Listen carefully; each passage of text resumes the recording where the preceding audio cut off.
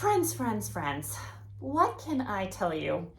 I didn't mean to go thrifting on Saturday. That was not part of the plan. Stop laughing at me. I know you're thinking, of course you went to go thrifting on Saturday. You always go thrifting on Saturday. What else is there to do but go thrifting on Saturday? Well, the truth is I had done so much thrifting. I had hit such a great estate sale just the day before. I had picked up so many things. I had gone thrifting the day before the estate sale. I just didn't need more stuff, and I was a little bit daunted about all of the listing I needed to do, and I was having company over the next day, and I needed to get ready for that, so I just wasn't gonna go. I was very tempted to go, of course. In fact, I was really thinking about going to the flea market at Bethany Airport. I think it was the last one of the season, if I'm not mistaken. But I figured by the time I drove 40 minutes to Bethany, I spent an hour or two at the flea market. You knew while I was there, I would go to Goodwill in New Haven. That's what I do. Then, of course, I'd go to Katz's Deli. Then I'd go to Starbucks. By the time I got home, it would be really late and I would have accomplished nothing. So I decided to be really good.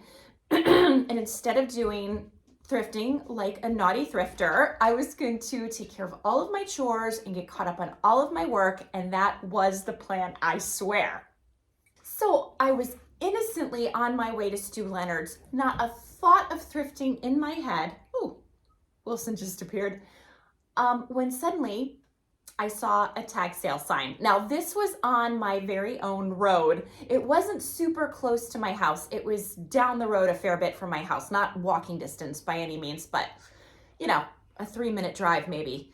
Wilson is going under the tripod. Okay, he made it. He's very restless today. And now he's giving me dirty looks, but we're moving on. So it was pretty close to my house, and I just took a peek out of the corner of my eye. Tag sales are dodgy. I really like them, of course, but a lot of times they have things that I just don't want or need. A lot of times you see like strollers and high chairs and kids' clothes and kids' toys, and I just don't have kids in my life right now, so I don't need those things. The time might come when I do, but that time is definitely not today. This particular tag sale had some older looking wooden furniture that gave me pause, because even though I don't especially need any older wooden furniture in my life, that could be a good sign that there are other interesting older things for sale. So I parked my car, I went into the tag sale, and immediately I thought, oh, this isn't a good stop. Not because there wasn't good stuff, there was, but because I saw the thing that I least like to see when I go to a tag sale or an estate sale, and that was this. So next to every old item for sale, there was a printout of an Etsy listing saying what the piece had sold for on Etsy. And that's really tricky stuff, because a tag sale isn't Etsy, it's a different marketplace. And so the expectation of the buyer, the potential buyer, is that a tag sale is really gonna have a lot of really good deals. It's going to be very inexpensive. When you go on Etsy, you expect to pay more because you're buying from somebody who presumably went out and found a hard to get item and brought it home and washed it and photographed it and listed it and is storing it, is going to answer all of your customer service related questions about measurement and color and condition, and then ship it to your house. That's a different process, and it results in a different price point. Etsy seems to me to be even more expensive than eBay, and I think that's because I could be mistaken, it seems to me like they charge their sellers more fees and things, so they have to get more money for their items for that math to work out. That seems to be the gist. I'm not an expert. So when I see those, that's usually my sign that I am out of luck and I should hit the road. But, I decided to look around just a little bit more, and I'm so glad that I did. So at the time I was there, it was around 2:15, 2:30-ish, and I didn't realize this at the time, but the sale was over at 3, and it looked like nothing had sold. And I think it's because, again, the seller was looking for these higher price points that tag sellers are generally not looking to pay. And so I heard her saying to her friends, and this woman was lovely, and her friends were also lovely, by the way. I heard her saying, well, I can't believe nothing's sold. I'm going to have to bring all this stuff back into the house, and I guess I'll just donate it to Savers. Donate it to Savers. So I freaked out internally, on the outside. I stayed cool. I was calm. I was collected. And I respectfully and politely said to the seller, you know, if your next step is to donate things, I'm definitely interested in a lot of the beautiful things you have, but my prices that I would offer would be very different from the prices that you have listed. And I would make these offers, but I don't want to upset you or disrespect your process or whatever. And the woman was like, no, don't do that. Don't do that. I want offers. So we were able to negotiate very well, and I got some awesome things. Now, of course, because I'm a bonehead, I had no cash on me. I had blown all my cash at the estate sale the day before. I had not $1. Eric yelled at me a little. I should know better. So I called him from my car, and I just said, I'm gonna need cash fast. You need to get me some cash, because he always has access to cash one way or another. So I said to the woman, I'm gonna come right back. Don't sell, don't leave, don't sell. I'm coming right back. I need like under 10 minutes. And she was like, I got it. We'll wrap up your stuff. So I went home really fast. I grabbed the cash, I ran back. And while I was gone, and it was under 10 minutes, the woman had gone back into her house to pick up an additional piece that matched some of the other things I got, figuring I might like them. We negotiated a price, and I bought that as well. So, oh my gosh, what a great stop. Totally unexpected. I guess the thrifting gods just smiled upon me. And I think the woman was really happy too, because although obviously we all want to make money for our stuff, of course we do. Also, usually if you're having a tag sale, you want to get rid of your stuff. You don't want to store it anymore. You don't use it anymore. It's time to move it on down the line.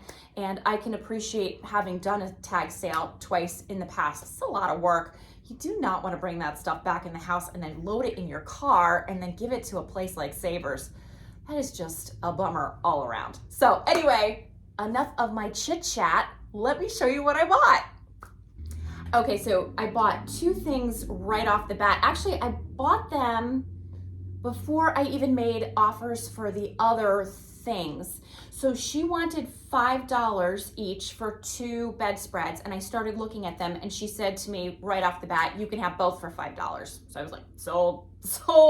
So the purpose of these, I'm going to keep at least one of them, if not both of them. But the purpose of these is to put one of them over my Bates bedspread, which I showed in a previous video, because as I predicted, the cats are really wanting to pull at the little strings and things in the bedspread. I knew they would do that, and you know, they are. It's not shocking. And actually, it's so funny, a few viewers had mentioned that I pick up something like this to put over the bedspread, and I was thinking to myself, that's what I need. And then, again, the thrifting gods provided. Sometimes they do that. Sometimes they don't like me at all, and they just give me high prices and stupid stuff, and other times they're like, here, have a bedspread. You just never know. So these are the two I bought. Now, these are for a full-size bed. I have a queen. So it's not going to be a perfect fit, but it doesn't need to be a perfect fit because it's going over the bedspread, I think. So let me show you the two. They're really nice. I pulled them both out and there's no stains. This seemed to be a very clean house, which is always a plus. So here is the beautiful pattern in this one. It's just a really nice classic pattern. We've got some swirling designs happening. It's a nice kind of ivory color. Again, it's in really good condition. It's just a nice straight hemline. And I thought this was really beautiful. So I picked this one up, but I think I like this one even better. So this one is also kind of an ivory or an off-white. Am I holding it the right way? Yes. You can see how it's got that sort of quilted effect. This one, yeah, I like this one better, I think. And look at the hemline. Isn't that kind of nice? I like that it's not straight across. It has a little bit of a kind of ruffled edge. I don't know what you call this exactly, but yeah, this one's really beautiful. I like them both. So I will try them both and something should work. Of course, I'm gonna have to just throw them in the washing machine before I put them on the bed, but I will do that right after I film this segment. Whew, they're surprisingly heavy for two just like full-size little coverlets. But anyway, loved those. They were a great find and such good timing because boy, am I in need. Everything else I bought after we decided to negotiate. So I'm going to tell you, because I don't remember exactly what I paid, but I paid about $100 for everything. So wasn't expecting to spend $100 right that second, especially before I went to Stu Leonard's, because if you know about Stu Leonard's, it's an amazing grocery store. They have fabulous things, but it's not cheap. It's worth it. It's totally worth it, but it's not cheap. So I had a spendy day, but sometimes a spendy day happens, right? So I bought this pretty pitcher. I thought this was lovely. It's like cut glass, I think. And it has a kind of carnival glass look about it, but I'm not sure that it is. I need to read my carnival glass book. But I thought it was really pretty. I liked the color, I liked the pattern. And so I was happy to pick that up. I bought just this tiny little Wedgwood vase. I like Wedgwood. I think it's really classic. And sometimes it's nice just to have these little guys around where you need just a little something in terms of color in a small space. Actually, I'm thinking about a space where that would work very well. It just occurred to me. And then I bought this. This is also Wedgwood. This is a really pretty vase. I already have this vase. Mine is all white. It doesn't have the blue detail. I like the blue detail very much.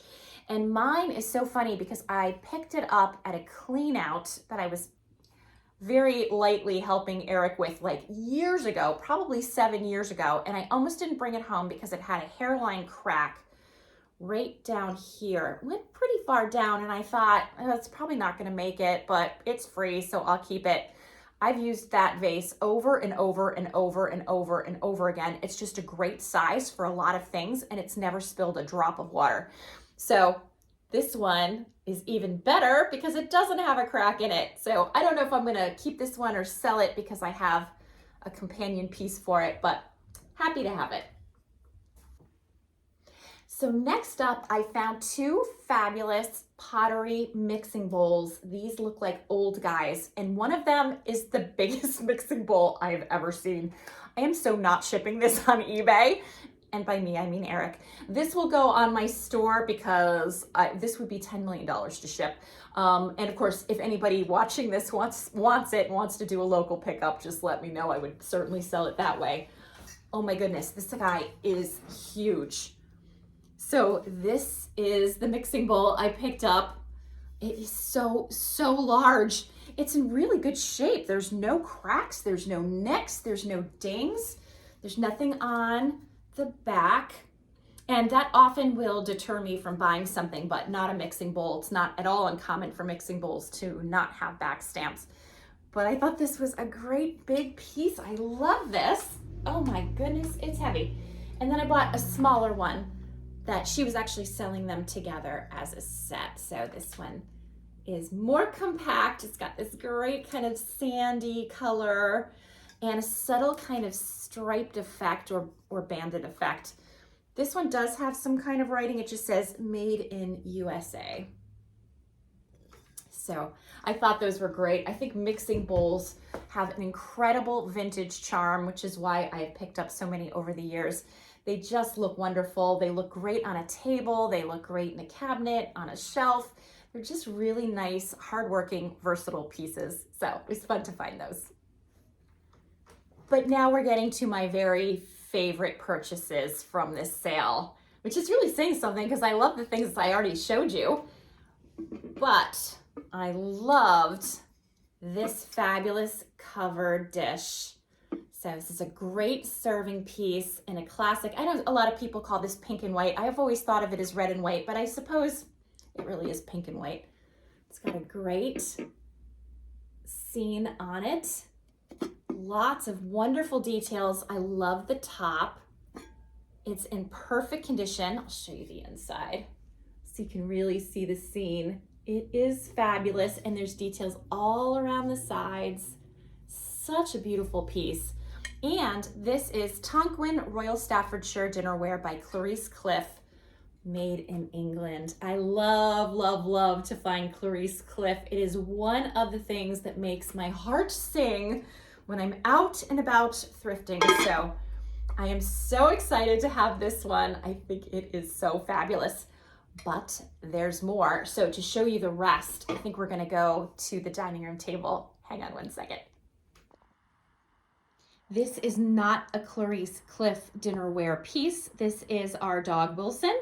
He has been very funny this morning. He's just kind of like under my feet in a way he isn't usually, but he's such a good boy. Are you a good boy? He's a good boy. He's got such a satisfying head to pet. He's got such a big head. He's a handsome boy. But anyway, back to the thrifting. So I got these 3 pieces, which are all fabulous. So let me show you the platters first. Here's the smaller one with the handles. I love the look of handles on a platter. And here is the matching one. It says 25. This was all a bundle deal, so my prices were different in terms of what I spent. This is a fabulous piece as well. And then this was the piece that the seller brought out of her house once I started to buy the rest. This is a fabulous soup tureen. All of these pieces are in outstanding condition. There is not a thing wrong with them. So let's not break it. And it also has its original ladle, which is a fun find. A lot of times you don't find those kinds of things together. And as I said before, this is all Tonquin. Let me show you the back stamp here. Now I can really give you a better look if my camera will focus. So this is all Tonquin Royal Staffordshire Dinnerware by Clarice Cliff, made in England. So I thought these were really beautiful finds. I was so excited to find them. And I'm not sure exactly how I'm gonna manage these pieces because I know the platters will be awful to ship and I know the soup tureen will be awful to ship, but this guy I could ship. So I might just do that. I'm not sure, but again, as always, if you're interested, just let me know. Local pickup is always possible. And if you're willing to pay up for the shipping, we can. I feel bad when I list things for sale on eBay and then I have to put like $22.95 for shipping. It just seems like so much, but sometimes these things are just very expensive to ship, especially when you deal with breakables, as I do. Okay, Wilson is restless again, so I don't know what he's doing. You want to go? Here, come on, go through. There you go. Okay, it's just one of those days. So anyway, that was my unexpected haul. I could not believe the quality of things that I picked up. The price, I thought $100 for all of that was extremely fair. The seller was thrilled that she didn't have to deal with her stuff and bring it back into the house and donate it. I was thrilled to have it so I could sell it. And she was so, so nice. We got to talking about old houses. She didn't live in an old house, but she had before. And so she really enjoyed having lots of antiques and things because of that connection. Now, I have to say, I did not grow up in an old house. I grew up in a ranch that was built in the 40s or 50s. And we had lots of antiques in the house. So I don't think you have to have an old house to have antiques or for antiques to look nice. I think they look nice in any space, an apartment, a condo. I think they'd look beautiful in a yurt. I just think it's a matter of finding those things you love and enjoying them wherever you are and whatever your circumstances. That's my story anyway. So after the tag sale, I carried on with my actual chores. Which was going to Stu Leonard's. Oh, it was mobbed. It's always mobbed. And I get it. It's awesome. There's so much good stuff there. And it's impossible to get through that store without making it like 10 million impulsive purchases because everything looks amazing and is amazing.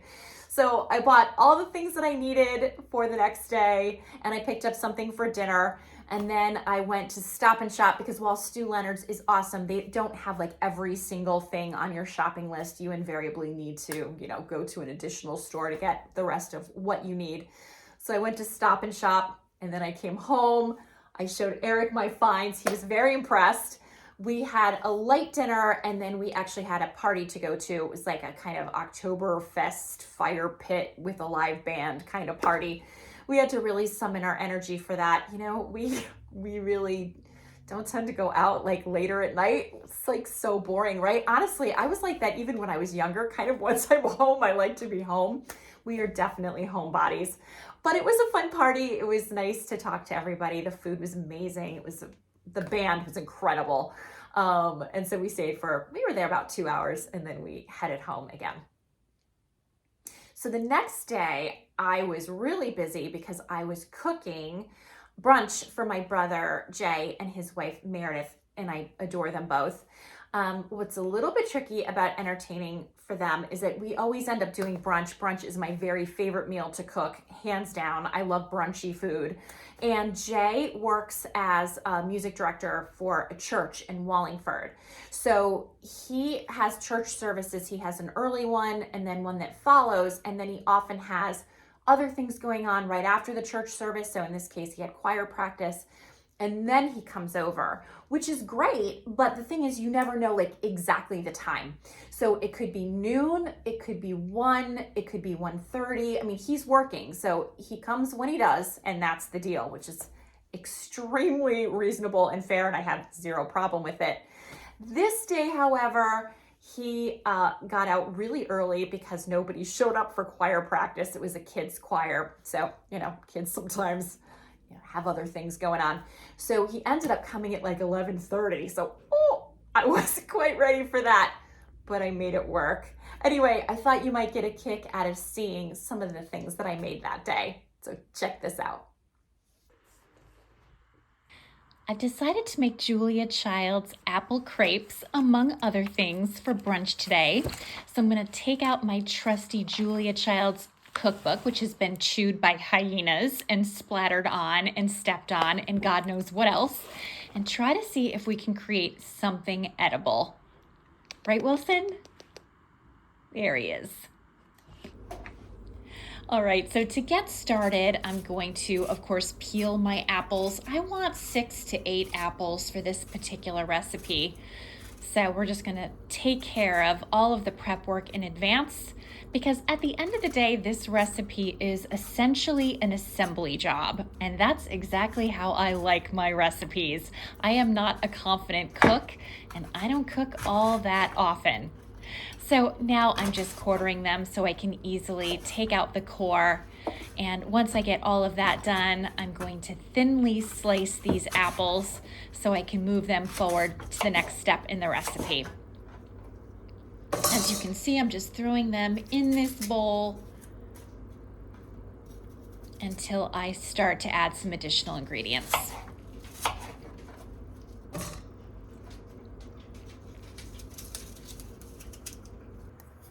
This is about half a cup of sugar. So I'm just gonna put this over top. I'm gonna sprinkle it. There's also a 1/4 teaspoon of cinnamon. I went a little bit heavier on the cinnamon than that because I just happen to really like cinnamon. And I'm just gonna make sure this is pretty well blended and all of the apples are covered in the sugar cinnamon mix. Now I'm gonna use 1 tablespoon of lemon juice. And again, I'm just gonna make sure that's pretty evenly distributed over the apples so I have a nice even coating. This is actually my favorite mixing bowl, by the way. I think I paid $1 for it at a tag sale 20 years ago. All right, and then this is 4 tablespoons of unsalted butter, and you can see I've already melted that. I just popped it in the microwave. And again, I'm just gonna coat these apples so you can see what I mean by this is really an assembly job, I think. All right, I'm gonna spread these apples in a baking dish so that I can bake them for 30 to 40 minutes at 375 degrees, and that's gonna get them ready for the next phase of things. So I'm gonna pop this right into the oven.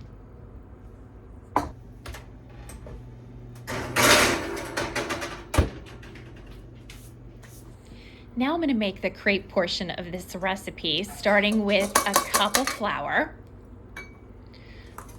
Then I'm gonna add in 2/3 a cup of milk and 2/3 a cup of water. I've already pre-measured that out into this bowl, and I'm just gradually adding it in.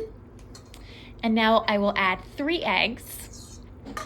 It's just so much easier when you measure this all out in advance, I find.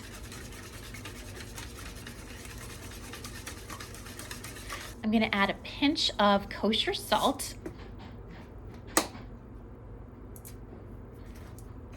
And then I have a tablespoon of sugar.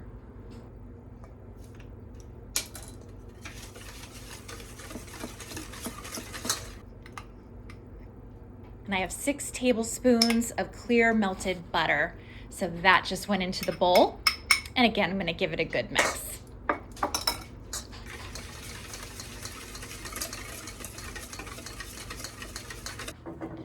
All right, next up, I'm gonna get the crepe pan ready. I know it's ready once water sizzles when I add it.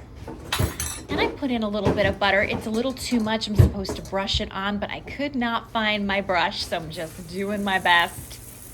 And you can see I've added some of the batter. I'm gonna swirl it around this hot pan.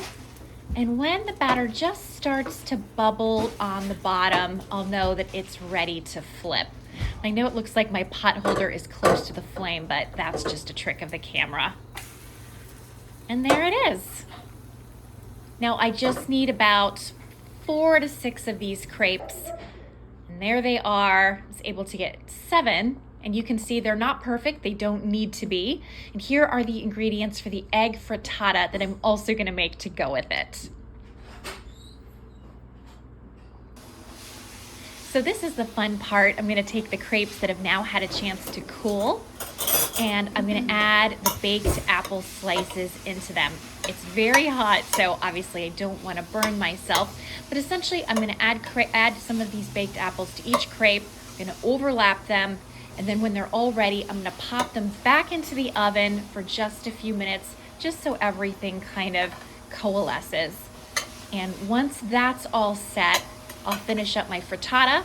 I also have a salad that's already made that I bought at Stu Leonard's. I have a fruit salad that's already made, and I bought some pumpkin cinnamon challah bread that I'm gonna serve.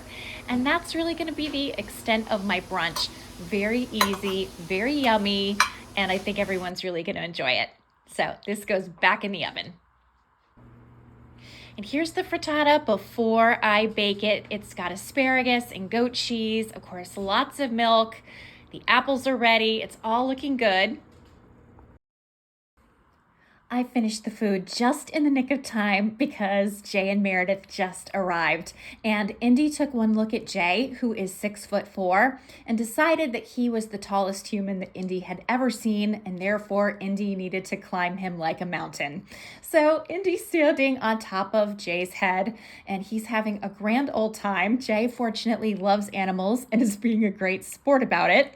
And of course, Iris, never one to be left out, leapt into Meredith's arms and is now insisting on being the queen and being carried around the house.